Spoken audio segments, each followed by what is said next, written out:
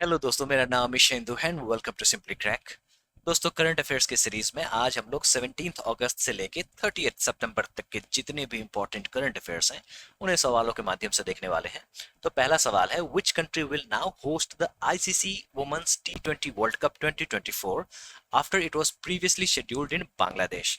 दोस्तों, आईसीसी टी20 world cup महिलाओं वाला बांग्लादेश में होना था, लेकिन बांग्लादेश में तख्ता पलट हो जाता है और शेख हसीना को देश छोड़ना पड़ता है। मोहम्मद यूनिस वहां पे सरकार बनाते हैं।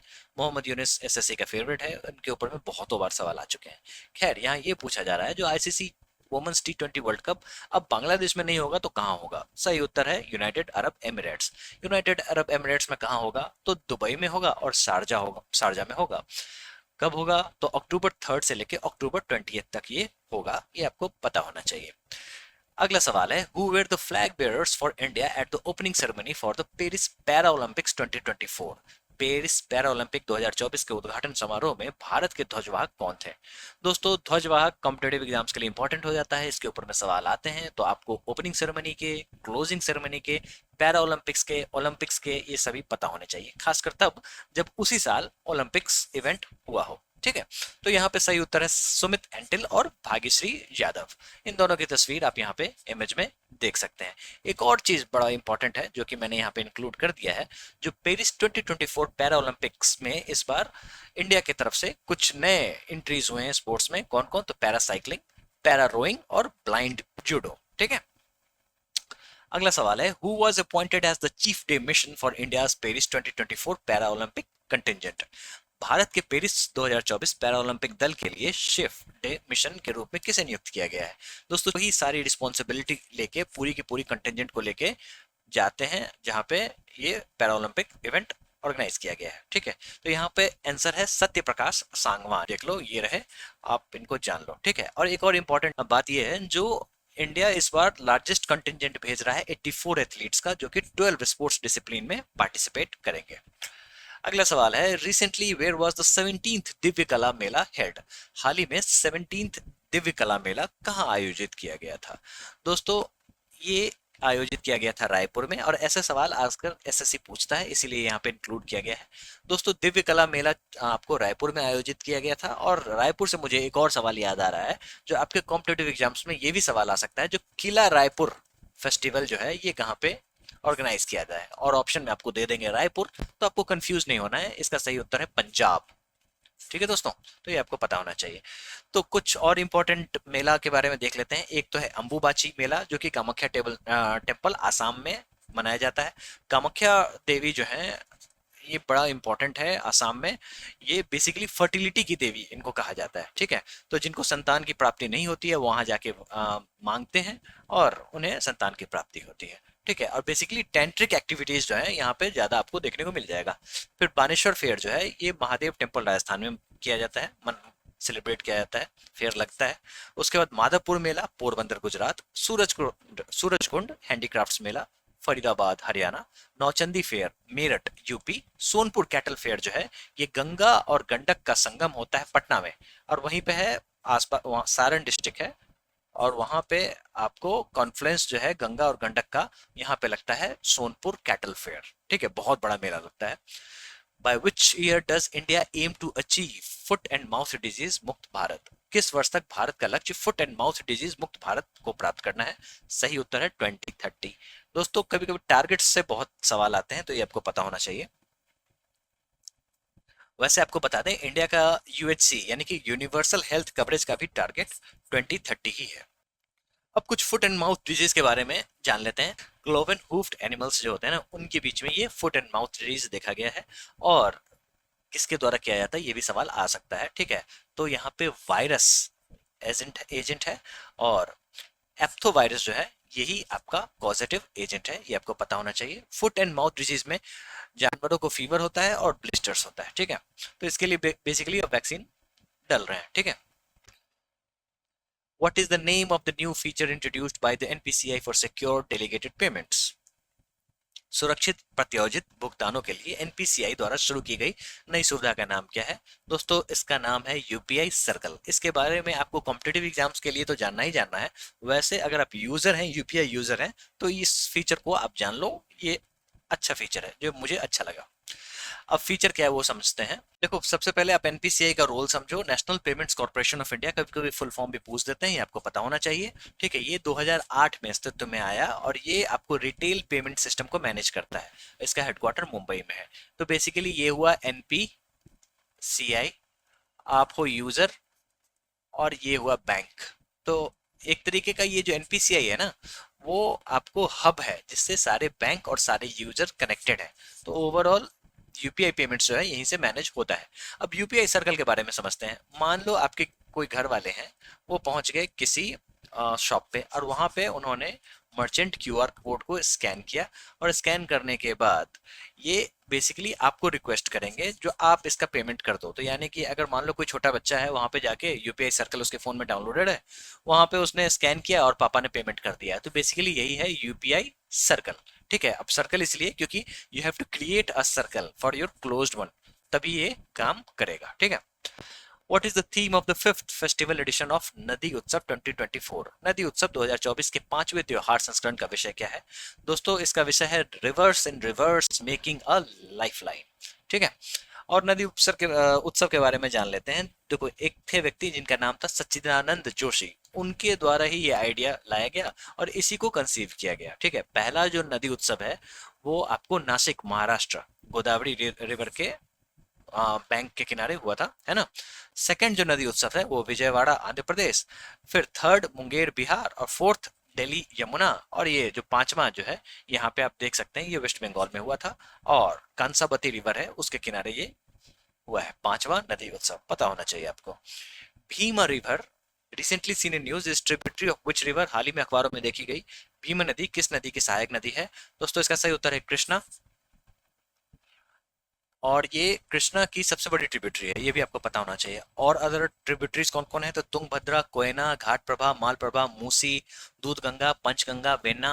ठीक है, तो बेसिकली अगर आपने हमारी स्टैटिक जीके वाली वीडियो देखी होगी तो उसमें आपको आसानी से निमोनिक्स की सहायता से सारे ट्रिब्यूटरीज कवर करा दिए गए हैं। ठीक है, तो अब ये न्यूज में इसलिए आया क्योंकि दो लोग उसमें डूब गए और यही कारण है जो ये न्यूज में आ गया। अगला सवाल है, with which country did India sign an agreement for its first green ammonia export? किस देश के साथ भारत ने अपने पहले हरे अमोनिया निर्यात के लिए एक समझौते पर हस्ताक्षर किए? दोस्तों सही उत्तर है इसका जापान। ठीक है, अब ग्रीन अमोनिया क्या है? तो ग्रीन अमोनिया ये है जो इसमें आपको इसको बनाने के दौरान जो कार्बन फुटप्रिंट जो है, ये बेसिकली यूं कहें कि ग्रीन हाउस गैस एमिशन जो है वो न के बराबर होगा, और यही कारण है इसे ग्रीन अमोनिया कहा जाता है। कॉम्पिटेटिव एग्जाम्स में आपके लिए सवाल ये भी आ सकता है जो अमोनिया किस प्रोसेस के द्वारा बनाया जाता है? तो आंसर इज हेबर प्रोसेस, ये आपको पता होना चाहिए। ठीक है, अमोनिया का यूज कहाँ कहाँ है? ठीक है, तो अमोनिया नाइट्रोजन फर्टिलाइजर्स बनाने में जैसे यूरिया, अमोनियम नाइट्रेट, इसके अलावा रेफ्रिजरेंट्स में भी इसका यूज होता है, नाइट्रिक एसिड को बनाने में भी यूज होता है। ठीक है, तो बेसिकली ये ग्रीन अमोनिया अमोनिया जो है ये कार्बन फ्री मैनर में बनाना है और ये रेन्यूएबल है। ठीक है, कंप्लीटली रेन्यूएबल है। What rare astronomical event known as the Sturgeon Moon occurred in August 19th, 2024? 19 अगस्त 2024 को स्टर्जन मून के रूप में जानी जाने वाली कौन सी दुर्लभ दुर्लभ खगोलीय घटना हुई? The right answer is super blue moon. देखो दोस्तों ये है ना, जो सुपर ब्लू मून जो है, सुपर मून कब होता है? जब पूरा फुल मून जो अपने क्लोजेस्ट पाथ पे आता है, मतलब अर्थ के क्लोजेस्ट पाथ पे आता है। ठीक है, तब ये बहुत ही थोड़ा सा बड़ा दिखता है और ज्यादा ब्राइटेड दिखता है। ठीक है, अब जो नेक्स्ट सुपर ब्लू मून होगा वो आपको 2037 के बाद ही होगा। ठीक है, तो ये आपको समझना पड़ेगा। अब थोड़ा सा एपोजी और पेरिजी का कॉन्सेप्ट भी समझ लेते हैं। देखो ये है मान लो अर्थ और ये है मून। ठीक है, तो ये जो एलिप्टिकल पाथ है, तो सबसे दूर वाला जो पाथ होगा, सबसे दूर में जब मून होगा उसे हम लोग एपोजी कहेंगे, और जो सबसे ज्यादा पास में होगा उसे हम लोग पेरिजी कहेंगे। तो ये आपको पता होना चाहिए। अब इसको याद कैसे करोगे? तो अपोजी का मतलब हुआ आस और पेरिजी का मतलब हुआ पास। बस यही आपके ऊपर में सवाल, मतलब यही आपके कॉम्पिटेटिव एग्जाम्स में सवाल आएगा, और बस आपको इतना ही पता होना चाहिए। Who launch the outline platform prompt trips Jal Vidyut DPR to enhance efficiency and transparency? दक्षता और पारदर्शिता बढ़ाने के लिए ऑनलाइन प्लेटफॉर्म प्रॉम्प्ट ट्रिप्स और जल विद्युत डीपीआर किसने लॉन्च किया? दोस्तों चुनाव होने वाले हैं हरियाणा में, और मनोहर लाल खट्टर जी ने ट्रांसपेरेंसी को बढ़ावा देने के लिए, एफिशिएंसी को बढ़ावा देने के लिए पावर सेक्टर में खासकर यही सारी चीजें लॉन्च की हैं। अगला सवाल है, which state has topped the state food safety index 2024? राज्य खाद्य सुरक्षा सूचकांक में कौन सा राज्य शीर्ष पर है?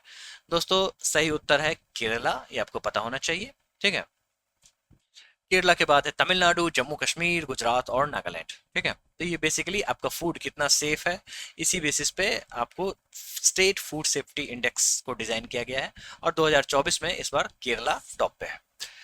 द विवाद से विश्वास स्कीम, जिसके बारे में आपने पहले भी सुना होगा, aims to reduce pending litigation concerning which type of taxation. पूछा जा रहा है जो विवाद से विश्वास योजना का उद्देश्य किस प्रकार की कराधान से संबंधित लंबित मुकदमेबाजी को कम करना है। The right answer is direct tax. तो बेसिकली आपको डायरेक्ट टैक्स में लिटिगेशन बहुत ही ज्यादा हो गया था, तो बेसिकली बहुत ज्यादा विवाद हो गया था, तो इसको खत्म करने के लिए, कम करने के लिए विवाद से विश्वास स्कीम लाया गया था। ठीक है, कब लाया गया था? तो 17 मार्च 2020। कारण क्या था? जो आईटीएटी यानी कि इनकम टैक्स अपीलेट ट्रिब्यूनल, फिर DRT, high court, supreme court के पास बहुत सारे इनकम टैक्स से रिलेटेड, टैक्स डायरेक्ट टैक्स से रिलेटेड केस पेंडिंग हो गए थे, और इनको खत्म करने के लिए विवाद से विश्वास स्कीम लाया गया था। What is the name of the NASA's lander that has contributed to the discovery of liquid water on moons? NASA के लैंडर का नाम क्या है जिसने मंगल ग्रह पर तरल पानी की खोज में योगदान दिया है? दोस्तों इसका सही उत्तर है इनसाइट, ये आपको पता होना चाहिए। ठीक है, अब जो ये नासा का जो लैंडर है उसके बारे में भी कुछ समझो। बेसिकली ये जो लैंडर है, इनसाइट लैंडर, इसका जो डेटा है 2018 से लेकर 2022 के बीच में, उसी डेटा पे काम करके रिसर्चर्स ने ये पता लगाया है जो मार्स पे पानी है। पोल्स पे तो पहले से, जैसा कि आप यहाँ पे देख सकते हैं, वाटर आइस की चर्चा हो चुकी है, अब यहाँ पे लिक्विड वाटर की बात हो रही है। ठीक है, तो वाटर आइस, आइस नहीं, आइस तो सॉलिड हो गया, और यहाँ पे लिक्विड वाटर को भी देखा गया है, ये भी है अवेलेबल। अगला सवाल है, who has become the first Indian space tourist by joining blue origin NS-25 mission? Blue origin के NS-25 मिशन में शामिल होने वाला पहला भारतीय अंतरिक्ष पर्यटक कौन बन गया है?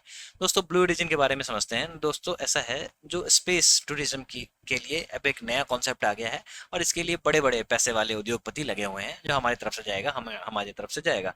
इसमें आपको एलन मस्क भी लगे हुए हैं, उसके अलावा जेफ बेजोस, अमेजोन वाले जो हैं, वो भी लगे हुए हैं, और उन्हीं का है ये ब्लू ओरिजिन NS-25 मिशन। ठीक है, और हमारे भारत से पहला अंतरिक्ष पर्यटक जो है वो है गोपीचंद थोट्टाकुरा, ये आपको पता होना चाहिए। ठीक है, यहाँ पे NS-25 जो है, इसका फुल फॉर्म है न्यू शेफर्ड 2025। ठीक है, और ये अमेजोन फाउंडर जो जेफ बेजोस हैं, उनका स्पेस कंपनी है ब्लू ओरिजिन, ये भी आपको पता होना चाहिए। What is the name of the new central sector scheme which combines three major science schemes and aims to strengthen India's science, technology and innovation ecosystem? किस केंद्रीय क्षेत्र योजना का नाम क्या है? नई केंद्रीय क्षेत्र योजना का नाम क्या है जो 3 प्रमुख विज्ञान योजनाओं को जोड़ती है, जिसका उद्देश्य भारत के विज्ञान, प्रौद्योगिकी और नवाचार पारिस्थितिकी तंत्र को मजबूत करना है? यहाँ पे बात हो रही है विज्ञान धारा की। दोस्तों इस बार अभी इस बीच में ना 2-4 स्कीम्स को कंबाइन करके एक नई स्कीम लॉन्च करने का देखा गया एक दो जगह, जिसको हम लोग यहाँ पे सवालों के माध्यम से देखेंगे। उसी में है एक विज्ञान धारा। अब इसमें क्या है ना, जो science and technology, institutional and human capacity building, research and development, innovation, technology and development and deployment, इन तीनों को कंबाइन करके विज्ञान धारा बनाया गया है। ठीक है, ऑब्जेक्टिव क्या रहेगा? तो India sustainable growth development in the coming decades in the scientific areas. ठीक है, तो ये आपको पता होना चाहिए। सवाल आपको देखने को मिल सकते हैं, विज्ञान धारा क्या है? अवनी लेखरा जो है वो successfully defended her title in which event at the Paris 2024 para Olympics, setting a new para Olympic record? Avani Lekhara ने पेरिस 2024 पैरा ओलंपिक में किस स्पर्धा में अपने खिताब का सफलतापूर्वक बचाव किया, एक नया पैरा ओलंपिक रिकॉर्ड बनाया? यहाँ पे बात हो रही है 10 metre air rifle shooting standing SH1 category में। अब यहाँ जो आप देख सकते हो SH1 यहाँ जो है, ये क्या है? तो बेसिकली पैरा ओलंपिक्स जो होता है ना, उसमें कैटेगरी, मतलब डिसेबिलिटी के हिसाब से कैटेगरी बनाई जाती है, और यही कैटेगरी जो है ये SH1 के नाम से या फिर कोई और नाम से आपको देखने को मिल सकता है। ठीक है, तो woman 10 metre air rifle shooting, ठीक है, तो ये आपको पता होना चाहिए, woman 10 metre air rifle shooting standing SH1 category. ठीक है, तो वुमन 10 मीटर एयर पिस्टल से कंफ्यूज नहीं होना है, यहाँ पे air rifle shooting standing SH1 category में। और ये ऐसा करने वाली पहली ऐसी महिला बनी जिन्होंने 2 गोल्ड मेडल्स जीते हैं, ठीक है। Who has been appointed as the director general DG of the National Security Guard, ठीक है। कब की बात है, तो अगस्त 2024 में राष्ट्रीय सुरक्षा गार्ड एनएसजी के महानिदेशक के रूप में किसे नियुक्त किया गया है? Right answer is P Srinivasan. अब एनएसजी के बारे में थोड़ा सा जान लो। ये 1986 में ये बना था। कभी कभी कॉम्पिटेटिव एग्जाम्स में सवाल आ जाते हैं। Basically operation blue star Indira Gandhi के समय में कंडक्ट हुआ था, और उसके बाद से ही जब इंदिरा गांधी की हत्या कर दी गई थी, उनके बॉडीगार्ड्स ने उनकी हत्या कर दी थी, उसके बाद से एनएसजी बनाया गया 1986 में, ठीक है। और ये जो ऑपरेशन ब्लू स्टार हुआ था वो 1984 में हुआ था। तो ये दोनों चीज़ें आपको पता होनी चाहिए। और इसके जो नए आपको डायरेक्टर जनरल बने हैं वो हैं बी श्रीनिवासन, ठीक है। नेशनल सिक्योरिटी गार्ड को ब्लैक कैट्स भी कहा जाता है, ये आपको पता होना चाहिए। और ये मिनिस्ट्री ऑफ होम अफेयर्स के अंदर में आता है। How many total districts will there in the Ladakh UT after the creation of the 5 new districts? देखो, जब लद्दाख बना था यूनियन टेरिटरी तो उस समय में 2 ही थे आपको डिस्ट्रिक्ट, और अब जो है अब 5 बढ़ा दिए गए, अब टोटल 5 हो गए हैं, ठीक है। 5 नए जिलों के निर्माण के बाद लद्दाख केंद्र शासित प्रदेश में कुल कितने जिले होंगे? तो टोटल हो गए 7। 5 + 2 पहले वाले है ना, तो 5 + 2 = 7। पहले कौन से थे? तो थे लेह और कारगिल। अब कौन कौन से हैं? तो ज़ास्कार रेंज, द्रास, शाम, नुब्रा और चैंगथैंग। तो ये आपको पता होना चाहिए। Who has been appointed as the Director General of the BSF in August 2024? अगस्त 2024 में बीएसएफ के महानिदेशक के रूप में किसे नियुक्त किया गया है? दोस्तों, ये बने हैं दिलजीत सिंह चौधरी, ठीक है, जैसा कि आप यहाँ पे इमेज में देख सकते हैं, ठीक है।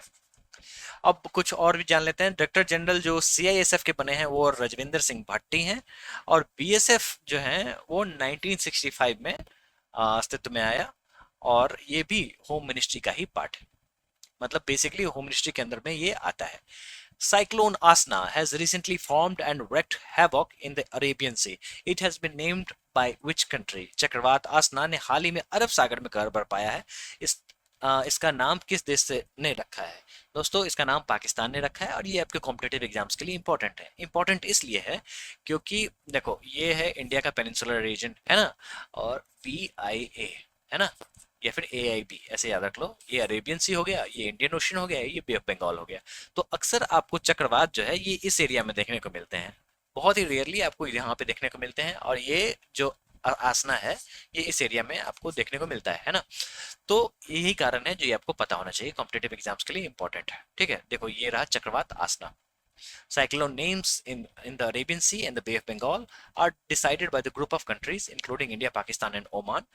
Pakistan has provided the name Asna, which means that the one to be acknowledged or praised in Urdu. तो बेसिकली आसना नाम ऐसा है जिसको आप एक्नॉलेज करो, और एक्नॉलेज किस लिए कर रहे हो? क्योंकि अरेबियन सी का है, जो कि एक तरीके का रेयर इवेंट माना जाता है, क्योंकि ज्यादातर जो है वो आपको बे ऑफ बंगाल वाले एरिया में देखने को मिलता है साइक्लोन, है ना।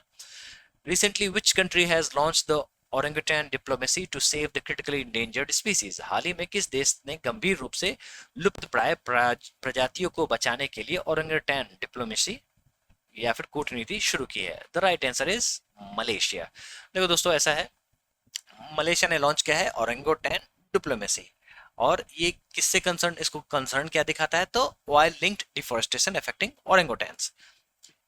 दोस्तों, ये एक नया प्रचलन चला है, जो कोई भी इंडेमिक स्पीसीज होंगे ना, इंडेमिक स्पीसीज मतलब वैसे स्पीसीज जो एक पर्टिकुलर जगह पे ही पाए जाते हैं, वो अब आपको, जैसे चाइना से स्टार्ट हुआ है पैंडा, रेड पैंडा डिप्लोमेसी। वहाँ पे क्या है ना, जैसे मान लो कोई भी इन्वेस्टर आया है तो उसको रेड पैंडा दिया जाता है, ताकि आप अपने देश में जाओ, उसमें जू में डालो, और वहाँ से आपको उस कंट्री के बारे में पता चलेगा। या फिर एक और भी चीज़ होता है ना, जैसे मान लो अब यहाँ पे पाम ऑयल जो है उसके कारण बहुत ही ज़्यादा डिफोरेस्टेशन होता है। वैसे मलेशिया में बहुत ही ज़्यादा पाम ऑयल के पेड़ लगाए जाते हैं, और डिफोरेस्टेशन भी तगड़े तरीके से होता है। कहने का मतलब, जंगल को काटा जाता है और पाम ऑयल लगाया जाता है, कॉमर्शियल पर्पस पे वो काम होता है। इसके कारण जो है आपको समझो इन्वायरमेंट का नुकसान होता है। अब इसके लिए उन्होंने ओरंगुटैन डिप्लोमेसी लाया है, और कैसे काम करता है, तो ये जाके ओरंगुटैन देंगे ऐसे कंट्रीज को, ठीक है। Which space organization is associated with JUICE mission recently in news? हाल ही में खबरों में कौन सा अंतरिक्ष संगठन JUICE मिशन से जुड़ा है? दोस्तों, इसका सही उत्तर है आपको यूरोपियन स्पेस एजेंसी ESA। कभी कभी आपको JUICE का फुल फॉर्म भी पूछ देंगे, जुपिटर आइसी मून्स एक्सप्लोरर, ये भी आपको पता होना चाहिए, ठीक है।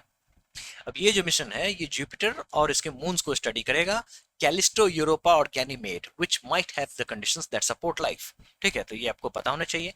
कभी कभी आपके कॉम्पिटेटिव एग्जाम्स में ऐसे सवाल आ जाएंगे जो कैलिस्टो किसका मून है, यूरोपा किसका मून है, गैनीमेड किसका मून है, तो ये आपको पता होना चाहिए। अगला सवाल है, who is the first Indian woman to win two para Olympic medals in athletics. Athletics में दो पैरा ओलंपिक पदक जीतने वाली पहली भारतीय महिला कौन है। दोस्तों यहाँ पे ये नहीं पूछा जा रहा है जो दो गोल्ड किसने जीते, यहाँ पे पूछा जा रहा है जो पहली भारतीय महिला जिन्होंने कोई कोई भी रैंडम पदक जीते होंगे। ठीक है, तो यहाँ पे आंसर है प्रीति पाल। आप कंफ्यूज अवनी लेखरा से कंफ्यूज मत होना। ठीक है, प्रीति पाल जो है ये first Indian woman to win two para Olympic medals in track and field events having bagged a bronze in the women's 200 T35 class in the Paris 2024। अब जो ये प्रीति पाल जो हैं ये क्लोजिंग सेरेमनी भी थे, इनके साथ में हरविंदर सिंह थे और दोनों ने मिलके क्लोजिंग सेरेमनी का मतलब ये दोनों फ्लैग बेरर्स थे क्लोजिंग सेरेमनी के। ठीक है, ओपनिंग सेरेमनी के जो फ्लैग बेरर्स थे इसकी चर्चा हम लोगों ने ऑलरेडी कर ली थी। Where is the 2024 edition of the Chief Science Advisors Roundtable CSAR scheduled to be held? मुख्य विज्ञान सलाहकारों की गोलमेज बैठक CSAR का 2024 संस्करण कहाँ आयोजित होने वाला है। दोस्तों ये होने वाला है पेरिस में। और पेरिस में क्यों होने वाला है, क्योंकि यहाँ पे है यूनेस्को का हेडक्वार्टर और यहीं पे ये होने वाला है। बस आपको इतना ही पता होना चाहिए। ठीक है, और ये जो चेयर होंगे, जो राउंड टेबल जो होंगे, ये co chair by professor Ajay Kumar Sood, principal scientific adviser of the Indian government. ये आपको पता होना चाहिए। Who was recently honored with the prestigious Roman Magsaysay Award, often referred as the Asia's Nobel Prize in 2024। दोस्तों कभी कभी आपके कॉम्पिटेटिव एग्जाम्स में ये सवाल आ जाएगा जो एशिया का नोबेल प्राइज किसे बुलाते हैं, तो इसको बुलाते हैं, तो ये रोमन मैग्सेसे ये प्रेसिडेंट थे। ठीक है, और इन्हीं के नाम पे ये अवार्ड दिया जाता है। और हाल ही में किसको मिला है ये, तो ये मिला है आपको हयाओ मियाजाकी को। ठीक है, अब ये क्या है, स्टूडियो घिबिली के आपको को फाउंडर हैं। ये काम क्या होता है, तो बेसिकली बच्चों के एनिमेशंस पे काम होता है ये यहाँ पे।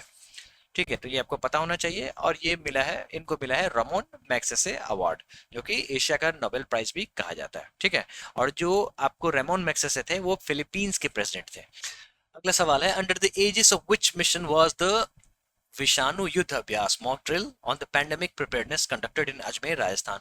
सबसे पहली बात आपको ये पता होना चाहिए जो ये विषाणु युद्ध अभ्यास वो क्या है, और दूसरा ये भी आपको पता होना चाहिए ये कहाँ पे हुआ था, तो अजमेर राजस्थान में हुआ है। ठीक है, तो ये आपको पता होना चाहिए। और ये हुआ है आपको नेशनल वन हेल्थ मिशन के तहत। दोस्तों आपको पता है जो कोविड-19 जब आया था उसके बाद से पैंडेमिक प्रिपेयर्डनेस के लिए जो रेजिलियंस एफर्ट डालने हैं उसके लिए सारी कंट्रीज मिलकर काम कर रही हैं। और इसी के अंतर्गत नेशनल वन हेल्थ मिशन के अंतर्गत हमने विषाणु युद्ध अभ्यास किया। मॉक ड्रिल है, कहाँ पे हुआ था, तो अजमेर राजस्थान में। ये आपको पता होना चाहिए। ठीक है, उसके बाद in which state is the Jal Sanchay Jan Bhagidari initiative being launched to construct approximately 24,800 rain water harvesting structures. किस राज्य में लगभग 24,800 वर्षा जल संचयन संरचनाओं के निर्माण के लिए जल संचय जन भागीदारी पहल शुरू की जा रही है। दोस्तों ये हो रहा है गुजरात में। अब इंपॉर्टेंट क्या क्या है वो समझो। ये प्रधानमंत्री मोदी जी ने इसको समझो लॉन्च किया है। और इसका फोकस क्या रहेगा, तो वाटर कंजर्वेशन और community partnership. Rain water harvesting को कम्युनिटी पार्टनरशिप के तहत ही अच्छे से अचीव किया जा सकता है। ठीक है, अब ये आपको traditional rain water harvesting techniques हैं जो आपके कॉम्पिटेटिव एग्जाम्स के लिए इंपॉर्टेंट है।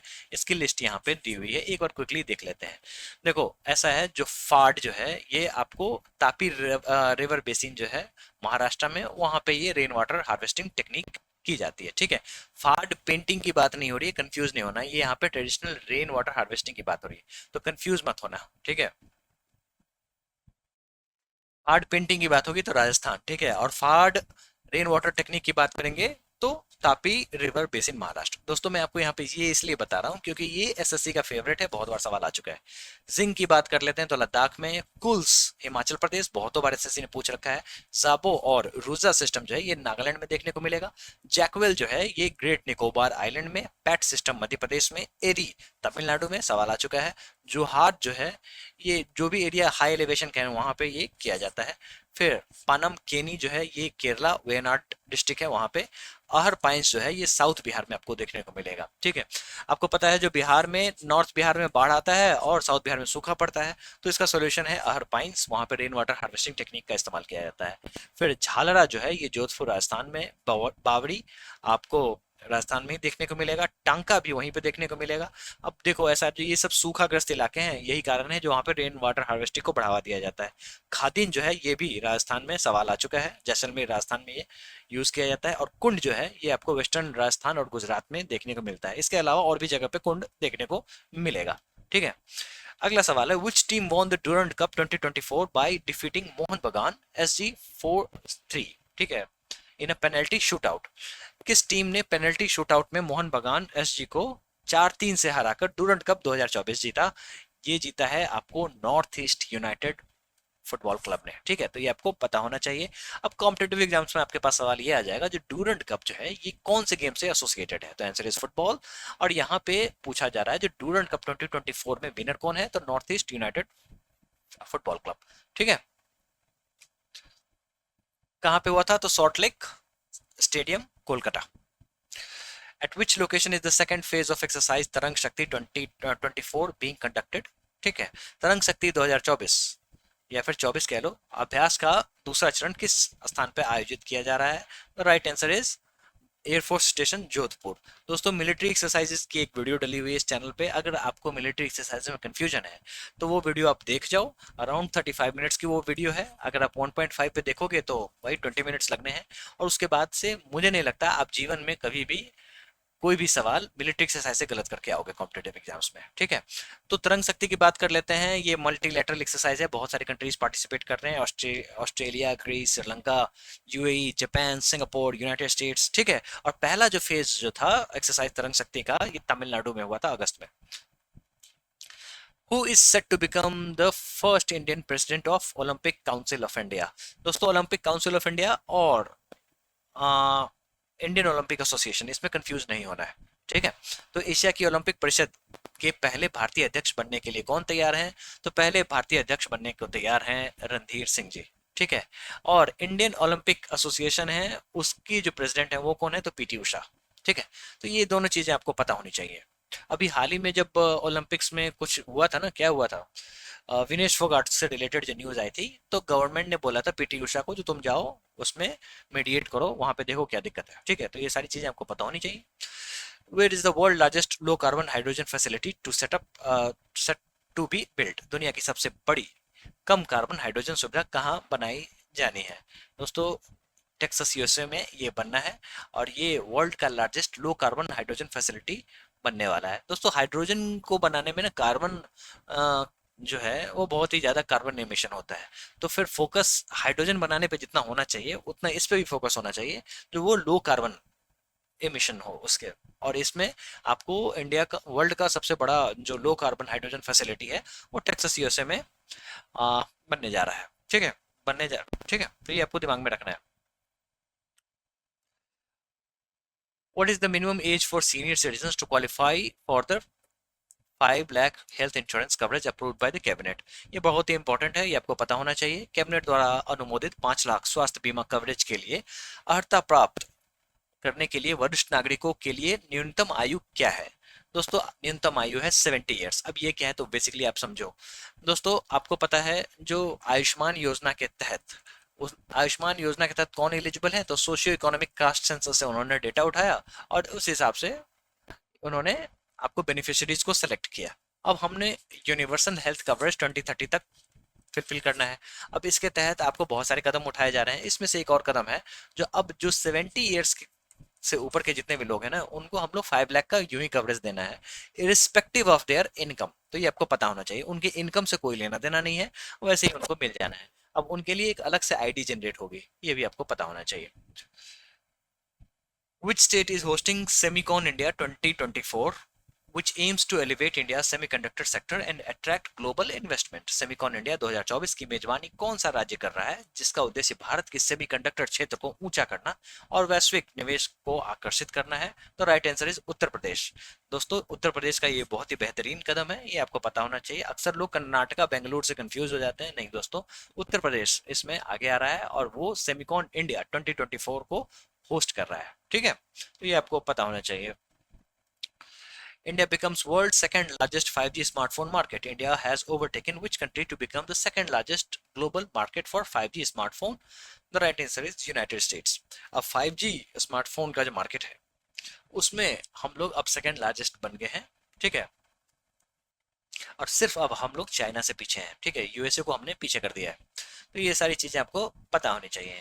What is the name of the mission approved by the union cabinet to improve weather and climate forecasting in India? Bharat में मौसम और जलवायु पूर्णानुमान में सुधार के लिए केंद्रीय मंत्रिमंडल द्वारा अनुमोदित मिशन का नाम क्या है? और ये आपको पता होना चाहिए। The right answer is mission मौसम, जो कि नाम के अनुकूल ही है। कभी कभी कॉम्पिटेटिव एग्जाम्स में इस तरीके से सवाल दे देंगे और आप कंफ्यूज हो जाओगे, तो ये आपको पता होना चाहिए। The right answer is mission मौसम। अब इसमें क्या है ना, जब मिशन मौसम में आपको 2000 करोड़ 2 साल में इसको आउटले किया गया है, प्रोजेक्ट प्रोजेक्ट बहुत सारे उसमें आने हैं। और ये आपको climate related science research and services को बढ़ावा देने के लिए, वेदर फोरकास्टिंग को इम्प्रूव करने के लिए एक कदम उठाया गया है।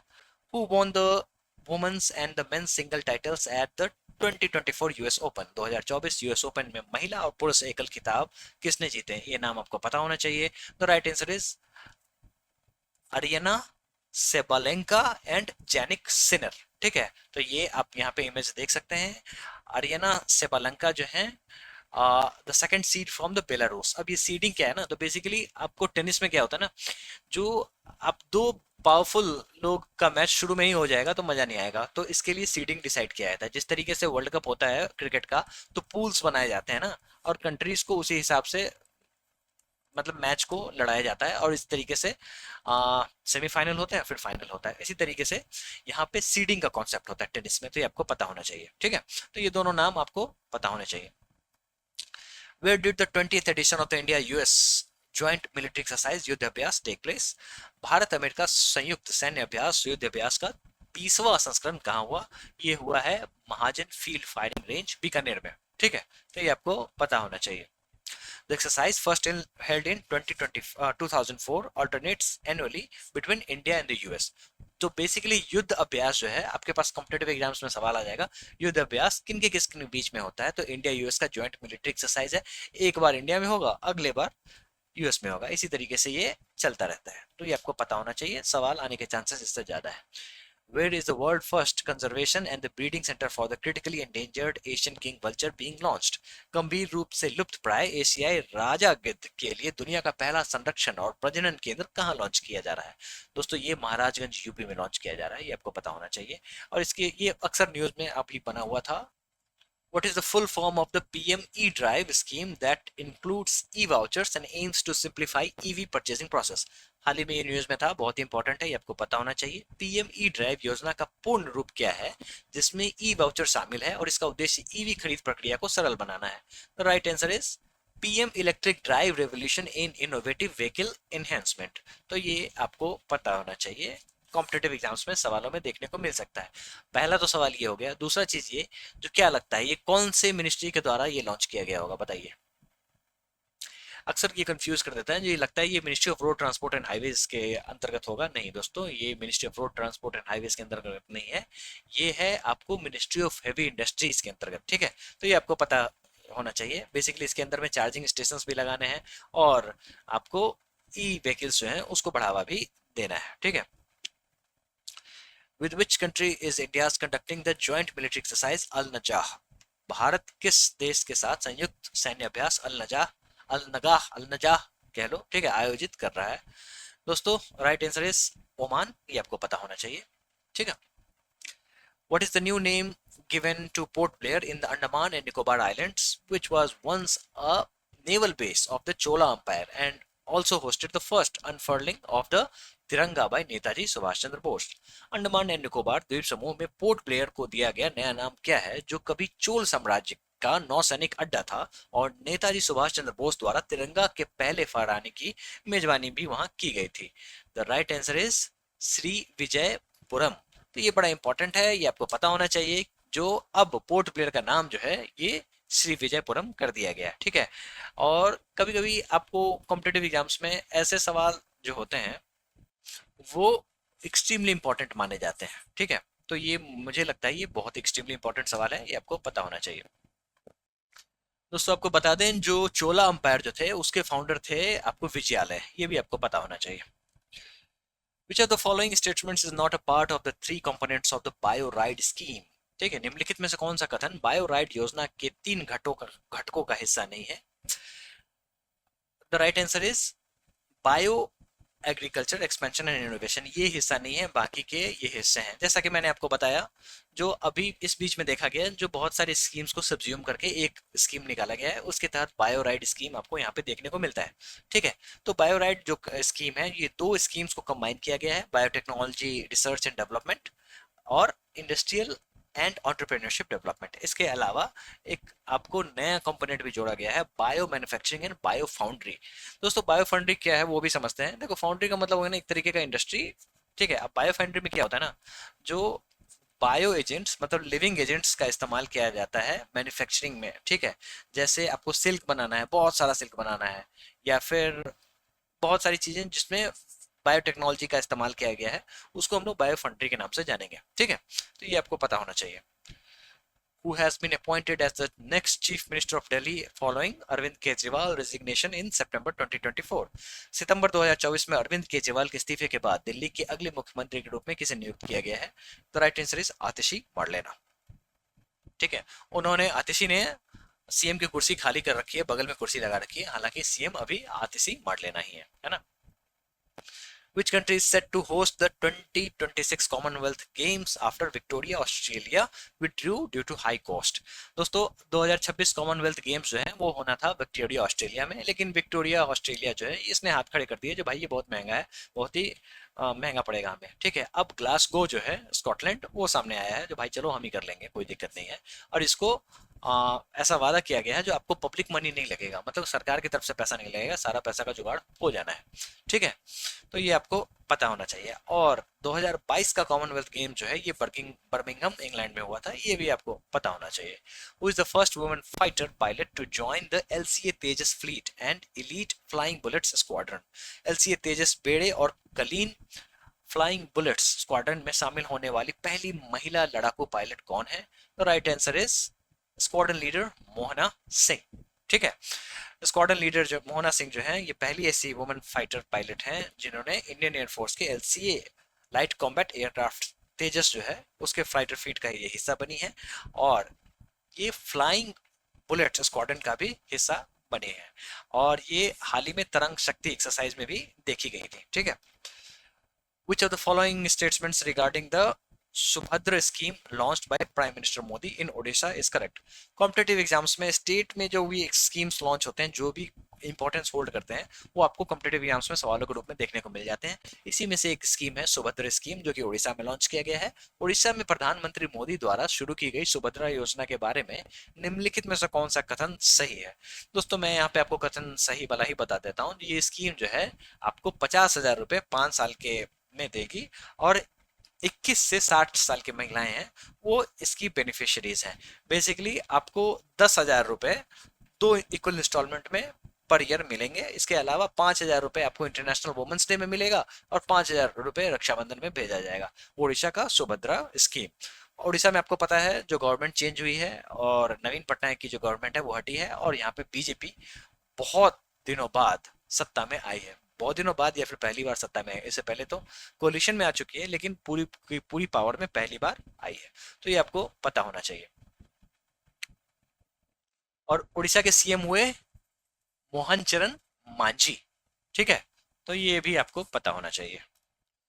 What is the full form of Bhaskar, a new digital startup platform launched by the Department of Promotion and Industry and Internal Trade DPIIT in India? Bharat में उद्योग और आंतरिक व्यापार संवर्धन विभाग DPIIT द्वारा शुरू की गए नए डिजिटल स्टार्टअप प्लेटफॉर्म भास्कर का पूर्ण रूप क्या है?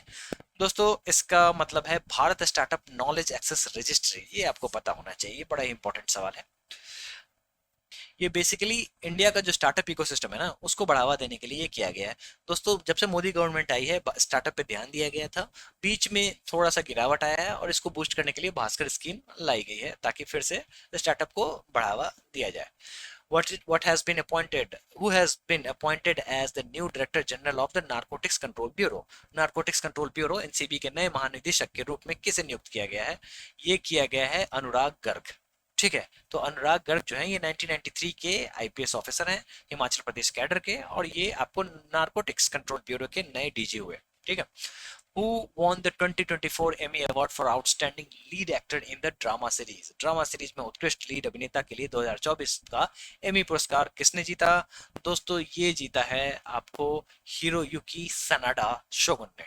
ठीक है, यहाँ पे आप इमेज इनकी देख सकते हैं। और द ड्रामा सीरीज का नाम क्या था? The crown. ये भी आपको पता होना चाहिए। India has won 2 gold medals in the 45th Chess Olympiad in September 2024. Where did this Chess Olympiad take place? The right answer is Budapest, Hungary. ठीक है, तो ये आपको कॉम्पिटेटिव एग्जाम्स में सवाल आ सकता है। जो 45th चेस ओलंपियाड है वो कहाँ पे हुआ था? तो आंसर इज बुडापेस्ट, हंगरी। उसके अलावा आपको दो नाम पता होने चाहिए, एक है अर्जुन एडिगियासी और गुकेश टी। इनके ऊपर में सवाल ज्यादा आने के चांसेस हैं। ठीक है, क्योंकि ये दोनों उभरते हुए खिलाड़ी हैं जिसमें। At the India Sugar and Bioenergy Conference, India Food Minister Prahlad Joshi announced that the India has become the world's largest producer and consumer of ethanol. Bharat चीनी और जैव ऊर्जा सम्मेलन में भारत के खाद्य मंत्री प्रहलाद जोशी ने घोषणा की कि भारत इथेनॉल का दुनिया का कितना नंबर का बड़ा उत्पादक और उपभोक्ता बन गया है।